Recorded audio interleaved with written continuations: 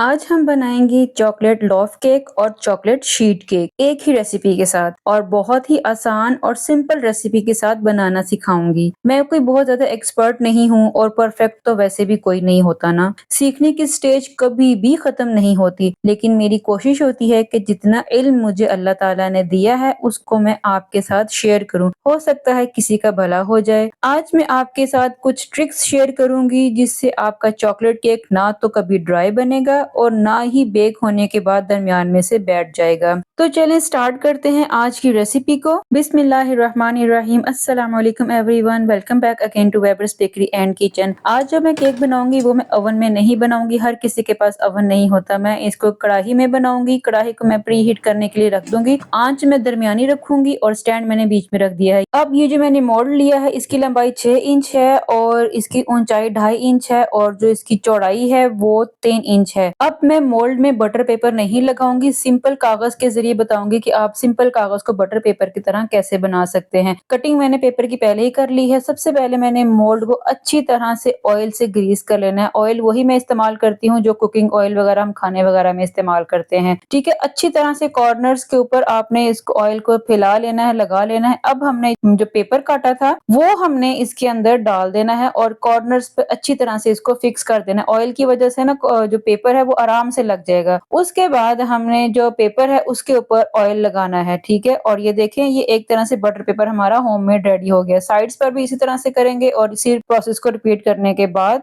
कागज हमने लगा दिया है। ये दो अहम काम जरूरी होते हैं जो बेकिंग स्टार्ट करने से पहले करने होते हैं। अब हम बैटर तैयार कर लेते हैं। सबसे पहले मैं कॉफी का मिक्सर तैयार कर लूंगी। 2 टेबल स्पून मैंने टैप वाटर लिया है। 1 टीस्पून इसमें मैंने कॉफी का ऐड किया है और इसको अच्छी तरह से मिक्स कर लेना है ताकि तमाम ग्रेन्स जो है वो पानी में डिसॉल्व हो जाए। अब हम इसको कर देंगे साइड पर। 3 अंडे मैंने इस रेसिपी में इस्तेमाल करने हैं। अंडे जो हैं वो रूम टेम्परेचर के हैं, ठंडे अंडे नहीं लेने हैं। अगर आपके पास फ्रिज में रखे हुए अंडे हैं तो आपने उसको थोड़ी देर के लिए ल्यूक वार्म वाटर में डाल देना है तो वो रूम टेम्परेचर पर आ जाएंगे। अब मैं आपके सामने चीनी ऐड करूंगी। चीनी हमने इस्तेमाल करनी है 150 ग्राम। 3 अंडों में हमने 150 ग्राम चीनी इस्तेमाल करनी है, यानी एक अंडे में 50 ग्राम चीनी जाएगी।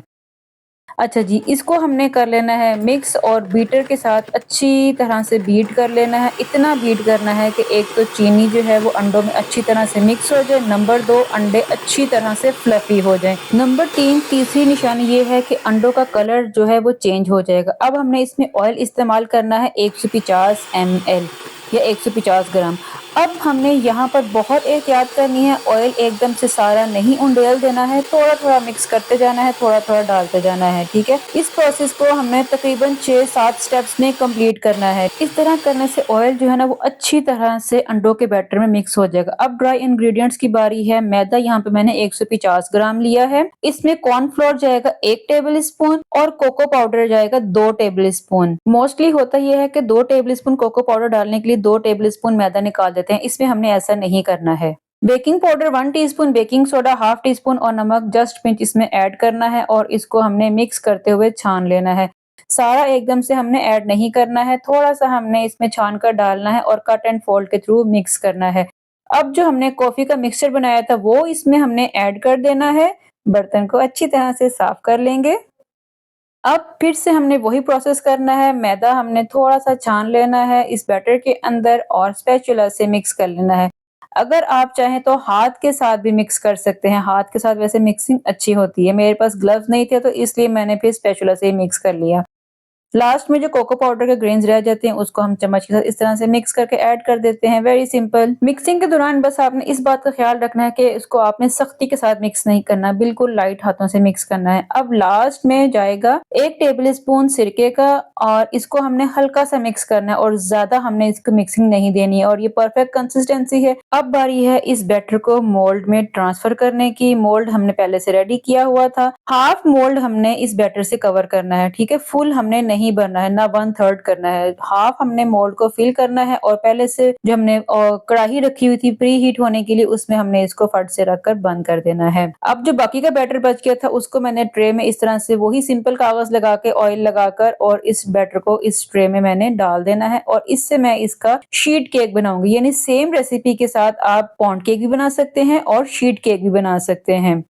बैटर को स्पैचुला की हेल्प से ट्रे की चारों कॉर्नर्स में हमने स्प्रेड कर देना है। और ये शीट केक जो है इसको मैंने ओवन में बेक किया था और सिर्फ 20 मिनट में ये शीट केक रेडी हो गया था। केक को चेक करने के दो तरीके, एक तो इस तरह से प्रेस करके, दूसरा टूथपिक के साथ। ये परफेक्टली बेक हुआ है। अब मैं आपको बताती हूँ कि आपने इसको मजीद सॉफ्ट कैसे रखना है। जैसे ये बेक होकर आया था, इसके ऊपर मैंने शावर बोतल से सिंपल पानी का स्प्रे करके कवर कर दिया था ताकि ये रूम टेम्परेचर पर आ जाए। वैसे अभी इतना ठंडा नहीं हुआ, अभी भी जरा गर्म ही है। इसको मैं करती हूँ ट्रांसफर ट्रे में और ये देखें कितनी आसानी के साथ इसका कागज उतर गया है, जैसे मैंने पहले से ही उतारा हो, लेकिन मैंने पेपर आपके सामने ही हटाया है। पॉन्ड केक को रखे हुए तकरीबन 45 मिनट हो चुके हैं और ये देखें इसका बाउंस कितना जबरदस्त ये केक रेडी हुआ है और ये परफेक्ट है। इसको हम निकाल लेते हैं कढ़ाई में से और इसके साथ भी हमने वही प्रोसेस रिपीट करना है कि इसको हमने पहले पानी से स्प्रे करना है और इसको बाद हमने इसको कवर करके रख देना है ताकि ये ज़रा ठंडा हो जाए। और ये जो शीट केक है इसके मैं करती हूँ स्लाइसेस आपके सामने ताकि आपको अंदाज़ा हो कि कितना परफेक्ट और कितना सॉफ्ट ये केक बना है। इस शीट केक के साथ आप ड्रीम केक बना सकते हैं, आप इसके साथ मुख्तलिफ किस्म की रेसिपीज़ बना सकते हैं, आप इस शीट केक के साथ पेस्ट्रीज़ भी बना सकते हैं। और ये देखें परफेक्ट है, आप इसका स्ट्रक्चर चेक करें, इसकी जाली चेक करें, इसकी सॉफ्टनेस चेक करें और ये कितना ज़बरदस्त तरीके से टूट रहा है, यानी कि ये परफेक्ट रेसिपी मैंने आपके साथ शेयर कर दी है। हालाँकि चॉकलेट केक्स जो होते हैं उसको बनाने में कोई ना कोई इश्यू रहता ही है, लेकिन इस तरह से अगर आप केक बनाएँगे तो आपका केक कभी भी खराब नहीं होगा। वीडियो लंबी बनाने का मकसद भी ये था ताकि तमाम की तमाम टिप्स एंड ट्रिक्स आपके साथ शेयर कर दी जाएँ ताकि आपका नुकसान ना हो सके। इसको हम कर देते हैं साइड पर और जो पॉन्ड केक मैंने बनाया था वो भी मैं आपके सामने डीमोल्ड करूँगी। और ये अभी वैसे गरम है, मेरे हाथ जल रहे हैं और कहते हैं ना कि गरम-गरम केक को डीमोल्ड नहीं किया जाता, ये बहुत गरम है अभी। और मैं आपके सामने देखें पेपर हटा रही हूँ और कितना ज़बरदस्त तरीके से इसका पेपर भी हट रहा है। और इसका नीचे से भी आप देखें ज़बरदस्त बेक हुआ है। बिल्कुल भी म आप नहीं कह सकते कि ओवन में केक अच्छा बनता है और पतीले में या कढ़ाई में सही नहीं बनता है। दोनों तरह से परफेक्ट बनता है, बनाना आना चाहिए। और ये इसकी सॉफ्टनेस आप देखें, जहाँ से मर्ज़ी आप चेक कर लें, हर तरफ से सॉफ्ट है और कमाल का है और जो ऊपर पानी स्प्रे किया था ना, उससे इसका रिज़ल्ट और भी कमाल का हो गया है। इसके हमने अपनी मर्ज़ी के, अपने पसंद के स्लाइसेस कर लेने हैं। अच्छा, स्लाइस करने से पहले ना आप चाहें तो इसके ऊपर चॉकलेट गनाश लगा सकते हैं, आप इसके ऊपर क्रीम की कोटिंग कर सकते हैं और अगर आपने इसको सिंपल सर्व करना है तो भी ये परफेक्ट है। शाम की चाय में, सुबह के नाश्ते के साथ या अगर आपने पिकनिक पे जाना है तो आप इसको इज़िली कैरी कर सकते हैं। आई होप आपको मेरी ये मेहनत पसंद आई होगी। टिप्स एंड ट्रिक्स आपको इंशाल्लाह बहुत फ़ायदा देंगी। मुझे ऐसे ही सपोर्ट करते रहिएगा, दुआओं में याद रखिएगा। इंशाल्लाह नेक्स्ट रेसिपी में मुलाकात होगी। टिल देन टेक केयर, रब रखा।